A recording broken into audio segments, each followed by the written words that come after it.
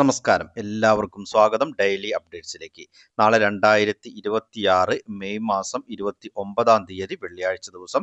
നാളെയും വരും ദിവസങ്ങളിലും പൊതുജനങ്ങളെല്ലാവരും ശ്രദ്ധിച്ചിരിക്കേണ്ട എല്ലാവരുടെയും അറിവിലേക്കായി വളരെ പ്രധാനപ്പെട്ട 5ഓളം അറിയിപ്പുകളുടെ വിശദ വിവരങ്ങളാണ് ഈ ഒരു വീഡിയോയിലൂടെ പങ്കുവെക്കുന്നത്. വളരെ പ്രധാനപ്പെട്ട അപ്ഡേറ്റുകളാണ്. വീഡിയോ അവസാനം വരെ കാണുക. മറ്റുള്ളവരിലേക്കും ഈ ഇൻഫർമേഷൻ ഷെയർ ചെയ്തെത്തിക്കുവാൻ നിങ്ങൾ മറക്കരുത്. സർക്കാർ അറിയിപ്പുകൾ യഥാസമയം ലഭിക്കുന്നതിന് വേണ്ടി വാട്സപ്പ് ഗ്രൂപ്പിലും ജോയിൻ ചെയ്യുക. അപ്പോൾ നമുക്ക് വിശദമായിട്ടുള്ള അറിയിപ്പുകളിലേക്ക് വരാം. ഒന്നാമതായി ശ്രദ്ധിച്ചിരിക്കേണ്ട അറിയിപ്പ്, അഴിമതി തുടച്ചു നീക്കാൻ ലക്ഷ്യമിട്ടുള്ള വിജിലൻസിന്റെ പുതിയ കർമ്മ പദ്ധതിയാണ് പ്രൊജക്ട് സീറോ പദ്ധതി. ഈ ഒരു പദ്ധതി ആഭ്യന്തരമന്ത്രി രമേശ് ചെന്നിത്തല ഉദ്ഘാടനം ചെയ്തു. അഴിമതി ഇല്ലാതെ സേവനം ലഭ്യമാക്കുക എന്നത് ജനങ്ങളുടെ അവകാശമാണെന്ന ബോധ്യത്തോടെയാണ് ഈ ഒരു പദ്ധതിക്ക് തുടക്കം കുറിച്ചിരിക്കുന്നതെന്ന് അദ്ദേഹം വ്യക്തമാക്കി. സർക്കാർ ഓഫീസുകളിൽ കൈക്കൂലി ആവശ്യപ്പെടുന്ന സംഭവങ്ങളൊക്കെ ദൃശ്യങ്ങളായി പകർത്തി വിജിലൻസിന്റെ പോർട്ടലിൽ അപ്ലോഡ് ചെയ്യുന്ന പൊതുജനങ്ങൾക്ക് 5000 രൂപ വരെ പാരിതോഷികം നൽകുമെന്നും മന്ത്രി വ്യക്തമാക്കിയിട്ടുണ്ട്.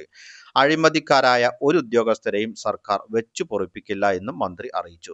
വിവരം നൽകുന്ന ആളുടെ പേര് വിവരങ്ങൾ രഹസ്യമായി സൂക്ഷിക്കുകയും ചെയ്യും. 1969 വിജിലൻസ് മാനുവൽ കാലോചിതമായി പരിഷ്കരിക്കുമെന്നും മിന്നൽ പരിശോധനകൾ ശക്തമായി തുടരുമെന്നും അഴിമതിമുക്തമായ ഒരു കേരളത്തിനായി ഒരുമിച്ച് നിൽക്കാമെന്നും ആഭ്യന്തരമന്ത്രി അറിയിച്ചു. ഇനി അടുത്തതായി ശ്രദ്ധിച്ചിരിക്കേണ്ട അറിയിപ്പ്, മെയ് മാസത്തെ ക്ഷേമ പെൻഷൻ വിതരണം ആരംഭിച്ചിട്ടുണ്ട്.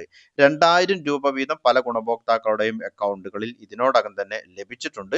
ഈ ഒരു തുക ലഭിച്ചിട്ടുള്ള ആളുകൾ തീർച്ചയായും കമന്റിൽ ഒന്ന് രേഖപ്പെടുത്തണം. അത് ലഭിക്കാത്ത ആളുകൾക്ക് ഒരു ആശ്വാസകരമായിട്ടുള്ള അറിയിപ്പായി മാറുകയും ചെയ്യും. ഇനി ലഭിക്കാത്തവർക്ക് നാളെ മുതൽ തന്നെ ഈ ഒരു തുക ലഭിച്ചു തുടങ്ങുകയും ചെയ്യും. അതായത് 2 ദിവസം ബക്രീദ് പ്രമാണിച്ച് അവധി ആയതിനാലാണ് ഈ ഒരു വിതരണം ആരംഭിച്ചിട്ടും ചിലരുടെയെങ്കിലും അക്കൗണ്ടുകളിലേക്ക് ഈ ഒരു തുക ലഭിക്കാതിരുന്നത്.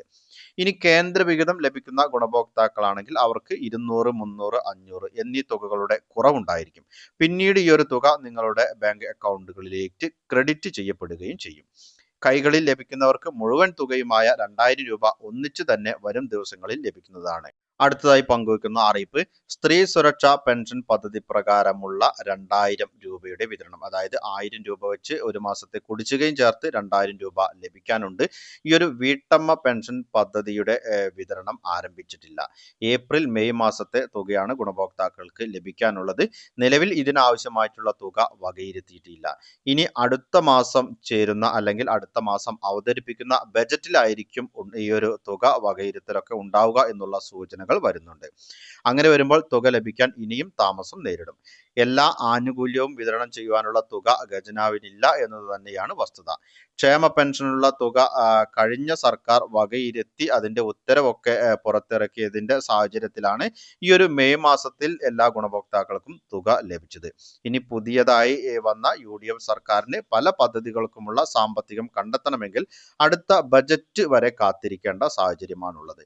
പൊതുജനങ്ങളുടെ അറിവിലേക്കായി വളരെ പ്രധാനപ്പെട്ട ചില അറിയിപ്പുകളുടെ വിശദ വിവരങ്ങളാണ് പങ്കുവച്ചത്. മറ്റുള്ളവരിലേക്കും ഈ ഇൻഫർമേഷൻ ഷെയർ ചെയ്തെത്തിക്കണം. നിങ്ങളുടെ അഭിപ്രായങ്ങളും നിർദ്ദേശങ്ങളും കമന്റിലൂടെ എഴുതി അറിയിക്കുക. പുതിയൊരു വീഡിയോയിൽ വീണ്ടും കണ്ടുമുട്ടാം. അതുവരേക്കും അനൂപ് സൈനിങ് ഓഫ്.